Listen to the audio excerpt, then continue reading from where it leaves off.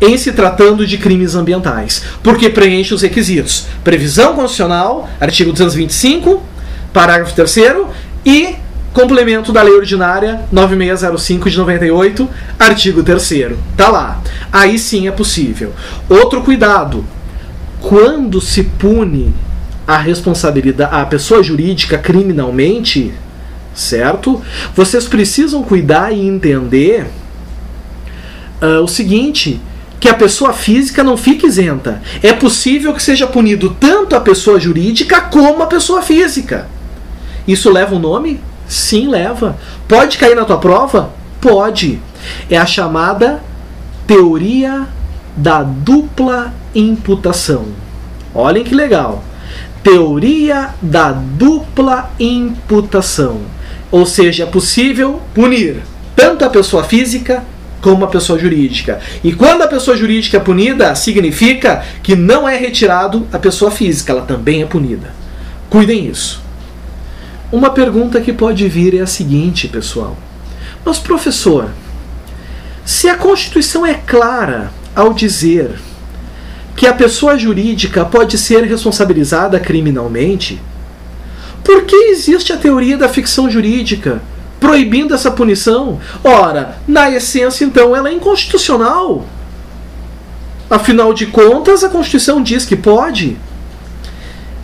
Pessoal, mas é que a Constituição, para Savigny, a Constituição Federal, assim como outras leis que talvez autorizariam, ela não é clara.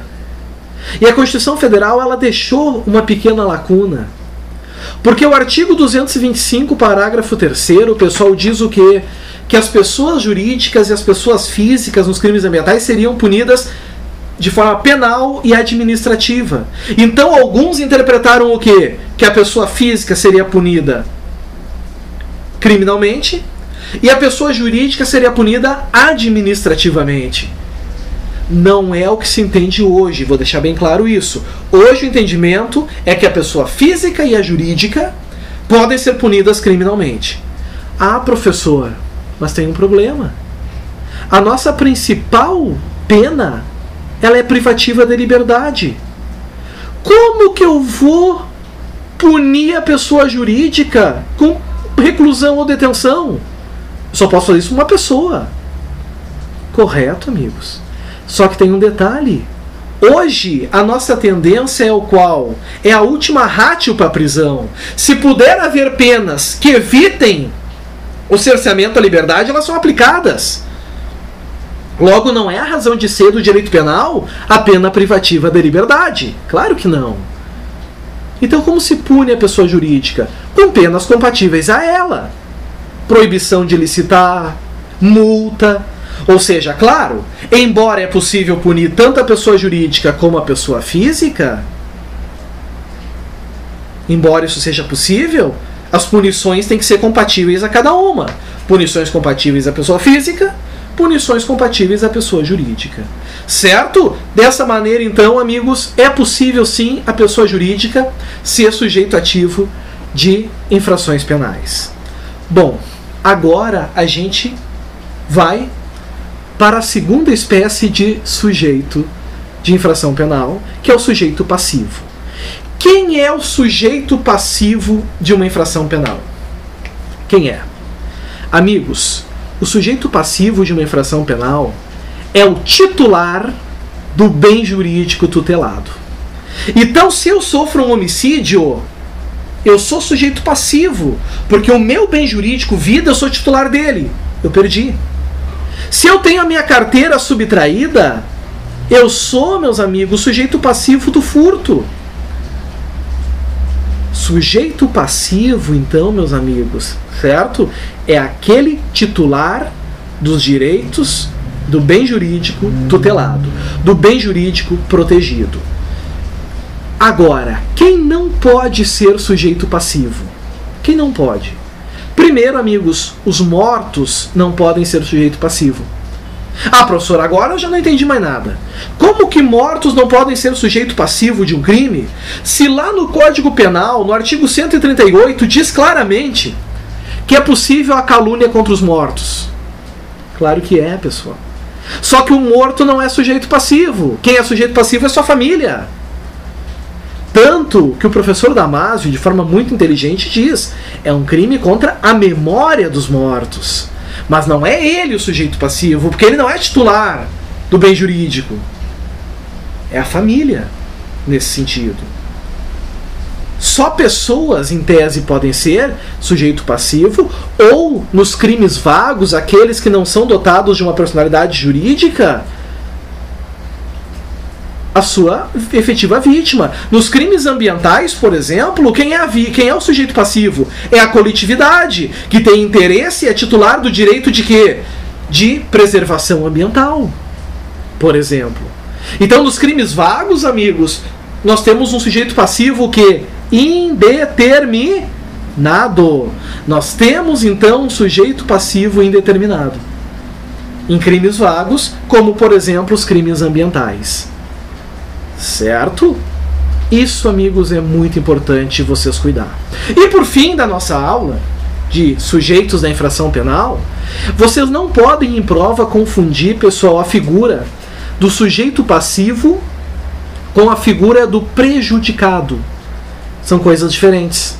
Enquanto o sujeito passivo é o titular do bem jurídico tutelado, do bem jurídico protegido, o prejudicado é apenas aquele indivíduo, aquela pessoa que, direta ou indiretamente, sofreu as consequências do crime, sofreu as consequências da infração. Mas nem sempre ele é o titular do bem jurídico protegido. Todo sujeito passivo é prejudicado. Percebam isso. Mas a recíproca não é verdadeira. Nem todo prejudicado é sujeito passivo. Exemplo: uma criança que é assassinada. Quem é o sujeito passivo? É a criança. Quem é prejudicado? Sua mãe, por exemplo. A sua mãe é prejudicada porque ela sofre as consequências dessa infração penal. Mas percebam, pessoal, antes de mais nada, percebam bem que essa mãe não é sujeito passivo. Porque ela não é titular do bem jurídico que sofreu a lesão, que é a vida. A vida era da criança. Então não confundam o sujeito passivo com prejudicado. E aí, amigos, agora para fechar, entendimento majoritário que nós temos hoje é que o Estado sempre é sujeito passivo nos crimes. Não importa se é crime de ação penal pública, não importa se é crime de ação penal privada. O Estado sempre é sujeito a passivo, por quê? Porque ele é titular do direito de quê? Ele é titular do direito de fazer valer a legislação penal. Toda vez que um crime acontece, surge esse direito do Estado. Cuidem isso aí. Pessoal, atenção. Não é possível que a própria pessoa cometa um crime contra ela mesma. Isso não é possível. Não há possibilidade. Então, quando uma pessoa, amigos, corta um dedo da mão, por exemplo, para garantir um seguro, o sujeito passivo não é a própria pessoa.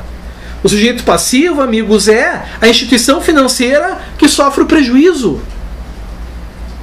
No crime de autoacusação falsa, lá dos crimes contra a administração pública, a pessoa que se acusa de um crime sabendo que ela não cometeu, é ela o sujeito passivo? Não, é o Estado, porque está ferindo a administração da justiça. Acaba sendo o Estado. Cuidem isso é importantíssimo. Certo? Atenção para essas dicas, então. Fica o meu muito obrigado. Um grande abraço a todos e até a nossa próxima aula. Tudo de bom para vocês. Tchau, tchau.